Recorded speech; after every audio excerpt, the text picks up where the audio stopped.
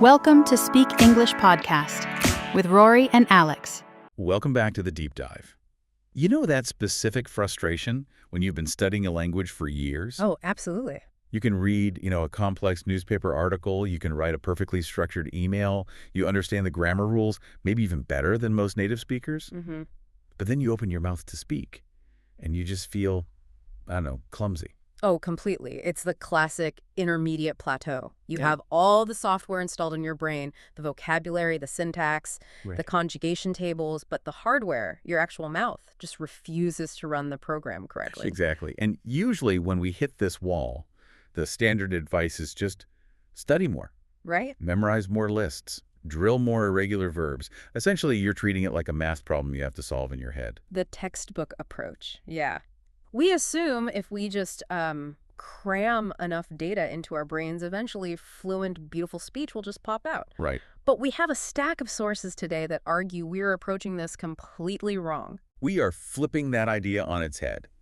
We've combed through insights from communication expert Vin Jiang, English teacher Tiffany, and a guide on methodical articulation. And the core aha moment here is that speaking isn't just a mental act. Not at all. It is a physical one. It's actually an athletic performance. It really is. It's muscle memory. Yeah. I mean, think about it. The way you shape your lips, where you place your tongue against your teeth, how much you drop your jaw. Our sources argue that an accent or, a lack of clarity isn't a failure of intelligence or talent. Right. It's a failure of mechanics. Which I love because it takes all the mystery out of it. It removes the shame. It does. It's not about whether you were born with a gift for languages. It's about whether you've hit the gym for your tongue. Precisely. The gym for your tongue. I love that. So our mission today is to get under the hood of those mechanics. We're going to look at the physics of sound, and we're going to walk through a specific set of protocols. A routine. Basically a gym routine for your face that can fix pronunciation issues in about 5 minutes a day. And the best part, we're going to explain why you sound the way you do, and it's surprisingly liberating when you realize it's just biology. Okay, let's jump right into that, the physics of sound. We have this fascinating breakdown from Vin Jiang on why accents happen in the first place. Yeah. He has this theory that honestly takes a lot of the pressure off. He does. Vin frames it beautifully. He says your accent is not a problem. It's not a defect. It is simply the result of using the map of your hometown to navigate a new city. Expand on that. What do you mean by the map? Well, he uses the story of his father to illustrate this. His dad speaks English with a very heavy Vietnamese accent. Okay. Now, for years, people might assume, oh, he's just not trying hard enough, or he doesn't have an ear for it. But Vin says, no. That's not at all. His dad isn't waking up and trying to put on a character. Right. He's not trying to sound like a caricature in a movie or something. Exactly. Vin jokes, what do you think my dad wants to be Harry Potter? He's not casting a spell to change his voice. Right. He is simply using Vietnamese mouth movements he has practiced every single day for decades to execute English sounds. He's using the wrong equipment for the job. That is such a crucial distinction. It's purely mechanical. It is. If your native language requires your tongue to be flat and forward, and English requires it to be curled and pulled back, and you don't physically change that position, you will have an accent. Of course. You're trying to drive in London using a map of New York, you're going to crash. So it's a mismatch of maps. And this leads to the solution, which both Vin and teacher Tiffany advocate for, if the problem's physical. The solution has to be physical. Right. Vin calls it, well, he implies it's a gym for your mouth. And the technique he suggests looks absolutely ridiculous if you do it in public. Okay, please warn the listeners, do not do this on the bus. Definitely not. It's called over-articulation. Vin suggests taking a book or a generic text, it doesn't matter what it is, and reading it aloud, but not normally. No. You have to aggressively exaggerate every single syllable. So if the sentence is, the cat sat on the mat, you're not just saying it. No. You are stretching your jaw, sticking your tongue out, contorting your face. The H-E-E cat. You are making the biggest shapes your mouth can possibly make. It sounds like facial yoga gone wrong. What is the biological point of this? Why not just practice speaking normally? Because normal practice just reinforces your existing bad habits. When you speak normally, you default to the path of least resistance, which is your native muscle memory. When you over-articulate, you are forcing your muscles into the extreme ranges of motion required for English sounds. You are literally stretching the fascia. It's like resistance training. Exactly. Teacher Tiffany, in her technique number 4, uses the exact same analogy. She compares it to a baseball player swinging with a weighted bat. Oh, that's a good one. You train with the heavy bat, the exaggerated movement, so that when you step up to the plate with a normal bat, it feels light and effortless. So if I'm struggling with the TH sound, which Vin mentions is a huge hurdle for many Asian speakers, it's because my tongue muscles literally don't know how to hold that position. Right. Vin used to say free instead of 3. Like, can I have free of those? To fix it, he didn't study a phonetics chart. What did he do? He just spent 5 minutes a day physically sticking his tongue out between his teeth and blowing air. He trained the muscle until it became the new default. And that leads to a really interesting point about speed. Learners always want to speak fast because they think speed equals fluency. Right. But native speakers speak fast because we're lazy. We are. It's efficiency. We mumble, we blend words, but we earn the right to be lazy because we have that foundational muscle memory. Yeah. My tongue knows exactly where to go to make a TH sound without me thinking about it. It's on autopilot. Exactly. But for a learner, Tiffany argues that you need to over-articulate to build that control first. If a learner tries to be cool and fast without that foundation, It just sounds like noise. it's unintelligible. So, step 1, hit the gym, stretch the face. 5 minutes a day of extreme articulation to build the hardware. Okay, so we're building the hardware, we're working out the tongue, but you also need the software, right? Yep. You need the data input. You need to know what you're actually supposed to sound like. Of course. This brings us to the input phase of our deep dive. Right. You can be strong, but if you don't know the dance moves, you're just flailing around. Okay. This is where teacher Tiffany's art of mimicry comes in. And she starts with listen and repeat, which, to be honest, I usually roll my eyes at. I get it. It's the most cliche advice in language learning. Repeat after me. It is, but the nuance is in how she suggests doing it. She's not talking about passive repetition. She's talking about aggressive mimicry. Okay. She tells the story about learning Korean where she basically adopted a persona. Spy story. Yes. She wasn't just repeating words. She was copying the breath, the pitch, the attitude. She did it so obsessively, listening to podcasts, watching TV, that when she finally answered the phone in Korean, What happened? the person on the other end thought she was a native speaker. That is the ultimate validation. It is. And she points out 3 reasons why this works. First, it trains your ear to hear subtle nuances. Second, it builds that muscle memory we talked about. And third, and I think this is undervalued, it builds confidence in a low-pressure environment. Right. You're in your room. No one is judging you. Exactly. You can sound silly until you sound perfect. It bridges the gap between I know this word and I can say this word. Speaking of being in your room and watching TV, she has another technique that actually surprised me. Technique number 3. Watch media with subtitles. Now, usually purists scream, turn off the subtitles. You need to rely on your ears. That is the common wisdom. But Tiffany flips it. She says, keep them on, but make sure they are in English. And here is the insight. You aren't reading for comprehension. You are reading to decode connected speech. Okay, let's unpack connected speech, because that sounds technical, but it's actually something we do every day. It is. In English, we rarely say words in isolation. We glue them together. We don't say, what are you doing? We say, watch to what? Right. Or do you want to go becomes jawana go. Exactly. It's like an audio illusion, and this causes huge anxiety for learners. Oh, I can imagine. They know the word what and are and you, but they hear watcha and think it's a new vocabulary word they just don't know. Ah, I see. So by seeing the text, what are you doing, on the screen, while simultaneously hearing the actor say what you doing, your brain makes the link. Precisely. It maps the visual data to the auditory reality. It teaches your brain to recognize the shortcuts native speakers use. It's a calibration tool. That makes so much sense. It's Yeah. not cheating, it's decoding. Now, once you've done the listening, she suggests technique number 5, which is shadowing. How is that different from just listening and repeating? The difference is latency. So listen and repeat is sequential. Listen. Pause. Speak. Okay.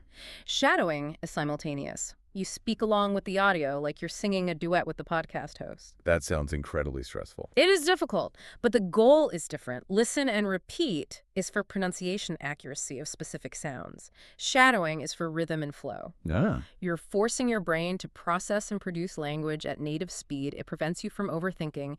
You're just riding the wave of the speaker's cadence. So we've got the gym for muscles, we've got mimicry for mapping sounds. But here is the problem I always have. In my head, I sound like James Bond. Right. I think I'm nailing it. But the reality is usually disappointing. The delusion of the internal voice. We all have it. Yeah. And this leads to the technique that Tefani admits everyone hates. Which one? Technique number 2, record yourself. The cringe factor is off the charts. Why do we hate our own voices so much? It's actually biological. It's called bone conduction. When you speak, you hear your voice vibrating through your skull, which adds bass and warmth. When you hear a recording, you're hearing it through air conduction, like everyone else does. It sounds thinner and higher. So we're literally hearing a different person than we think we are. Yes. But Tefani argues you must push through the cringe because of blind spots. She mentions a student who was great, could say FSZT perfectly, but she completely butchered the TH sound. Yeah, she didn't know. She had no idea. She physically couldn't hear the error while she was speaking because her brain was filling in the gaps with what she intended to say. Wow. The recording is the only objective truth. You record, you listen, and then, this is key, you compare it immediately to a native speaker. That gap between the two sounds is your roadmap for improvement. That feedback loop is essential. You can't fix what you can't perceive. Exactly. And once you identify those errors, how do you fix them? This connects to Tefani's 7th technique, and that third source we found on methodical articulation. They both scream the same advice. You have to slow down. Speak quite slowly and clearly. It feels like stepping backward, you know? Everyone wants to be fast. Speed is a vanity metric. The source material is adamant about this. Speed hides mistakes. When you rush, you are relying on panic and muscle memory, which, as we established, might be wrong. So slowing down buys you processing time. Exactly. It gives your brain that split second to consciously direct your tongue. Okay, here comes a TH sound, stick the tongue out, now blow. You can't do that at 100 miles per hour. It's like learning a guitar solo. You have to play it at half speed until your fingers know the pattern. And the source notes that this drastically reduces anxiety. If you are in control of the pace, you are in control of the conversation. Clarity is power. Speed is just a byproduct of mastery. I love that phrase. Clarity is power. But there's one more layer here. We can have perfect muscles, perfect pronunciation, but still sound wrong. We can sound like a GPS navigation system. The uncanny valley of speech. This is where intonation comes in. Tefani's technique, number 6. This is the music of the language, the rise and fall. Yes, and this is often where advanced learners get stuck. They treat English like a flat line. But English is stress-timed. It has peaks and valleys. Right. And those peaks carry meaning, not just emotion. Give us an example of how getting this wrong messes up communication. Well, pitch functions like punctuation in spoken English. A high pitch usually signals openness, excitement, or question. A dropping pitch signals finality, seriousness, or a statement of fact. So if I say, I'm really happy to be here, but my pitch stays flat and low. You sound sarcastic. Or bored. It creates cognitive dissonance for the listener. Their brain says, he said the word happy, but the music says he's miserable. And we believe the music. We always believe the music over the words. So you're not just learning vowels and consonants, you're learning the melody. You are. Tefani emphasizes that without intonation, you are exhausting to listen to. The listener has to work too hard to decode your emotional state. Changing your pitch keeps the listener engaged. It's what makes you sound like a human being rather than a robot. So we've unpacked a lot of techniques here, but I want to pause and ask the big so what question. Okay. Why does this matter so much? Is it just vanity? Is it just about wanting to sound cool and assimilate? That is the critical question, and I think Tefani answers this best with a story that is equal parts hilarious and devastating. Oh, yeah. It's the story of the Whooper incident. Oh, man. This story, I laughed out loud reading this, but I also cringed so hard. It's painful. So she has this student. He's the star pupil. Oh. Extroverted, confident, knows all the advanced vocabulary. He's the class clown. The guy who is never afraid to speak. Right. So they are playing a game Pictionary, basically. A student is drawing on the board. Okay. This guy knows the answer immediately. He jumps up, chest out, and screams, "Whooper!" Whooper? W-O-P-E-R, like the burger. That's what everyone thought. Tefani is confused. She asks him to repeat it. He doubles down. Whooper. He's not shy. He believes he is right. Tefani looks at the drawing, looks at him, and finally, it clicks. What was he trying to say? He was trying to say law firm. No way. How do you get whooper from law firm? It's the pronunciation map again. He was swapping L's for W, so law became wa or whoa, and he was swapping F's for P, so firm, became perm. Whooper. And the class lost it. I bet. They laughed. He laughed. It was a funny moment. But Tefani stops the class and makes a point that I think defines this entire deep dive. What's that? She said, imagine if he wasn't in this classroom. Imagine if he was in a salary negotiation or a medical emergency. That confidence wouldn't have saved him. No, in fact, his confidence made it worse because he was shouting the wrong sounds. The communication breakdown was total. It didn't matter how smart he was or how good his grammar was. The pronunciation barrier stopped his idea from reaching the other person. That is a powerful reality check. We tend to think of accent training as polishing, but really, it's about ensuring your competence is recognized. Exactly. If people can't understand you through the noise of the accent, they miss the brilliance of the content. So let's wrap this up. We've given the listeners a lot of theory. What is the tactical recap? If I want to fix my accent, what does my daily routine look like? Keep it simple. Think of it as a 5 to 10 minute workout. Step 1, the gym. Spend 2 minutes over-articulating a text.